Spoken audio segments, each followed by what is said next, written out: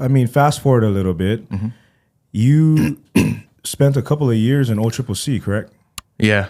Okay, so you spent some time in prison. How long were you in prison? About a year and a half. I was at OCCC, I'd say around 6 months. I got transferred to the Federal Detention Center for the remainder of my sentencing. It was about a year there. Okay, well, I think the reason why it's important to talk about that and what got you into prison is because of the person that you are today. The Jesse that I know is not the Jesse of the past. And I think that there are some people that are in your situation or unfortunately may get into that situation. Yes. And I think that telling your story is important for everyone, and especially even the people that have never flirted with going to jail or breaking the law. It's important for them to see your perspectives and to see what a reformed person looks like, right? So what got you into jail? It was pretty much fighting. Okay. Fighting was life for me from elementary till mid-20s ish, around there. I mean, it was just every time a friend would run up to me, it was just like, "Oh, who did you fight this weekend?" kind of thing. And eventually, I think I ran out of luck. I ran out of rope. I didn't get into. You're thinking, I just went out there looking for fights. I eventually got to a point where being bullied growing up, I disliked bullies to the highest extent. So sometimes I would intentionally go out and, in fact, hunt bullies. 'Cause I didn't like how someone would either hit a female, pick on someone smaller than them, steal from some person, and it was my way to engage and not someone be the bad guy in a sense. Well, without saying any names, can you explain any examples of that? High school, man. I think that's where it started.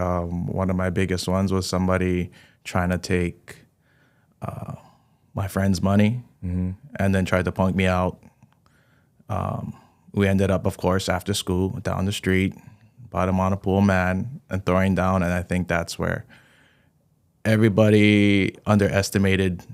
If you just look at me back then without the tattoos, just some Asian kid, I didn't look harmful. And then when they seen that fight, and it was a landslide, to say the least, I think that's when people started to respect my boundaries and leave me alone and whatnot. So when it came to for the jail sentencing, I want to just fast forward into is I eventually got careless, hurting people on a much more critical level, where that's to say vaguely putting someone in a coma, throwing someone down the stairwell, cracking his head open, to pulling people out of their vehicles. I became that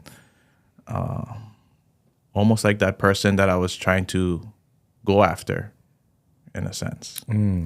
But I was still trying to do the right thing. It's just that wasn't the right thing to do. When you look back, when you step back and you really look at it, that I shouldn't have been fighting, period, unless it was to either like protect the family, defend myself. So you weren't the instigator, you were more of what you felt was an enforcer. Yes. Taking the law into your own hands, Yes. Justice. And I never got penalized, punished, suspended, and in trouble for it. So doing that for so many years, dozens and dozens of fights, I was like, it was just another day on the streets. So it didn't really affect me until, like I said, I ran out of rope. And then those charges that I went to jail for was back to back, literally 1 month after another. It was just like, this is it for you, kid. You need to stop fighting. Is like, I got arrested for the guy in a coma. I got arrested for the guy down the stairwell. I got arrested for pulling the guy out the vehicle. Luckily, I got charged with all three at once. So it wasn't like a first offense, second offense, third offense. That would have been a much heavier crime, much heavier time in jail, and being that my record was clean, and that I had so many good letters of recommendation, is like he's a good guy. He does good. He shows up to work. He does his thing. He's a hard worker and whatnot. And going to anger management, going to counseling before I even got sentenced, really put me in a good spot with the judge when he made his decision, because he was trying to give me like an open 10-year sentencing to do. So 18 months, in if I could speak honestly, that's a slap on the wrist for the amount of pain I caused these other families, you know. And how old are you? Right now, 37. No, at the time. Oh, at the time? Yeah. I mean, this is about 10 years ago, man. 26 years old, around there. 25, 26. And you know, 10 years is not that long, bro. Yeah. When you think about it, and especially now that you're 37 and you're almost 40 years old, it's, you know, considered middle age. For some of us who are lucky, it's middle age. Some people, you know, it could be 3/4 of life. Yeah. So let's talk about prison. What was it? What was your experience in OCCC like? I know people are expecting like a heavier story from jail, but in all honesty, I don't want it to come off wrong, but it was easy.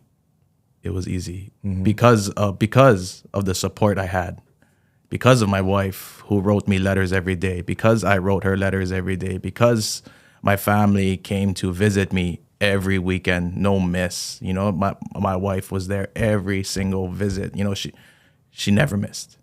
To have that, to have her put money in my books for store orders so I could eat, so I could write, so I could buy coffee, so I could get the things I needed to sustain myself, is what made the incarceration so smooth for me, you know. And being that I feel I'm a respectable character, I didn't bother nobody in jail. I minded my own business. I kept to myself, and that really it kept me out of trouble in there. Period. So, well, you know, I hear so many horror stories of jail, and you know, maybe a lot of that maybe from TV. Yeah. The reality is you know, honestly, Jesse, it's probably because of the type of person that you are. Yeah. Maybe the confidence that you have and the humility allowed you to have a smooth stay in OCCC. What's the difference between OCCC and a federal prison? Just the type of crime that you may have committed. I guess federal would be something like you robbed a bank or something like that, whereas OCCC might be just like a drug offense, an assault charge. I got lucky in a sense somehow to be blessed to go from OCCC to feds as a state body. So I wasn't being charged federally for anything. They just needed to fill space, and we need to make space in OCCC. I don't know how my name got on the list, because usually it's not violent criminals who get transferred. It's the more low-risk people. So by some blessing, I got sent up there. And I know people thinking, what? It's a blessing. It's like, yes, because the visit time at OCCC canceled a lot. So when it's canceled, I don't get any visit at all. It's a 30-minute visit. It's a tight window. Feds, 2 hours. Wow. I get to sit and have a conversation with my wife for 2 hours. Was life-changing for me, you know, and for her, to give her that. It gave me that comfort that I needed. You're going from OCCC, no AC, where I was staying, to a Feds AC building. Going from OCCC, where food looked like it was old and possibly expired, to Feds where you're eating like gourmet meals. Gourmet. Yeah, like good food. Gourmet for a prison. Yeah, for a prison, to yeah. MP3 player, to flat screens, to I got access to an email to message my wife. Like, it was just a complete different. Feds is like a hotel you can't leave. I was just about to say that. It sounds like a hotel. Hotel you can't leave. What kind of amenities did they have there, brother? Oh, they had a jacuzzi, but it didn't work. We swam laps in the pool. Yeah, it was.